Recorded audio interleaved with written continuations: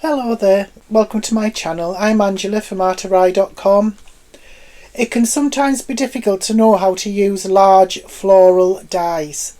I have a set here with a large flower, and I've also used my cutting machine to cut out some ready coloured designs. If you do have a cutting machine, it can save money in the long run, as you don't need to be constantly rushing to purchase the latest craft products if you don't want to. You can draw your own designs to import into a drawing program, or you can download ready-made designs from places like Creative Fabrica. So this little box here is just one I made just to keep in whatever dies and things and die cuts that I'm using for the particular project that I'm working on. So I've cut out a few dies. Some of them are coloured, some of them aren't. I'm going to show you how I coloured the big flowers and the leaves. And of course some of them have already been cut from the cutting machine. So I'm going to be making two cards just to show you how to place large dies. The back of that set that I bought does have some suggestions on how to place them, how to use them. They look really nice on dark card, but I'm just going to give you just a little example on how you can use it on a small card like your normal. I think this is a bit bigger than the A2 version. This might be the A6 version of the cardstock that I've cut, but I don't suppose it really matters because you can use large dies even on smaller cards. This is Petunia Pop from Stampin' Up. It's a water-based dye ink and it gives a really nice light colour. You can of course build up the colour by adding more layers to it, but it just gives a really nice hint of a colour.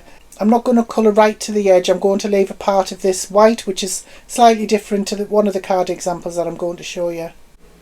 I'm going to colour from the inside out, as I said, because I just think it gives a really nice effect when the outside of the leaves are white. I'm also going to colour the middle of the flower with a nice yellow. As you can see, I put a bit of extra colour on the outside edge just to give it a little bit of definition, a little bit of dimension. I'm going to glue the two pieces of the flower together and then I will start colouring the leaves while that's drying. This is Old Olive from Stampin' Up. It's one of my all-time favourite colours. It just looks really, really nice. So I'm going to colour the leaves now and then I'll start assembling the card.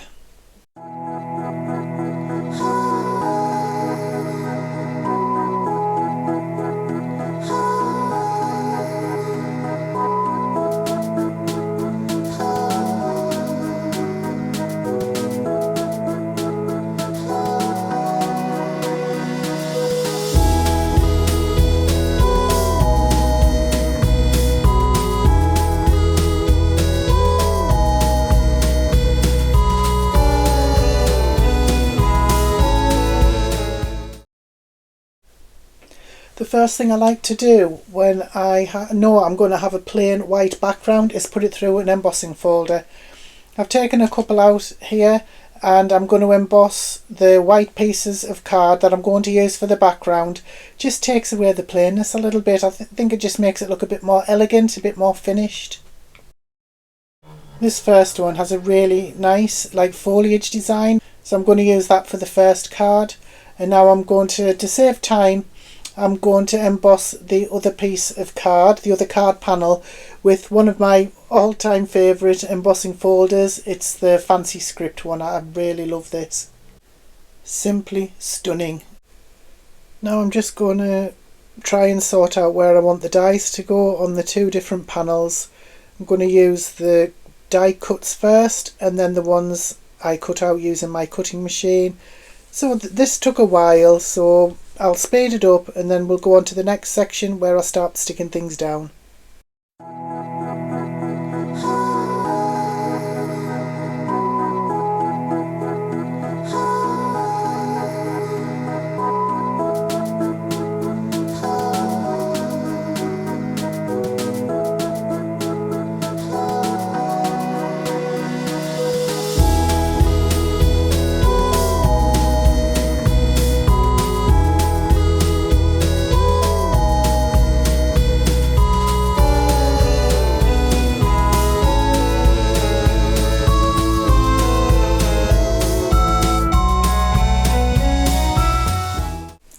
did turn these panels into cards, but of course I forgot to take photos of them. So here's ones that I made earlier. This one was a different colour. There are a couple of extra little flowers on this one, which I think gives it a nice touch.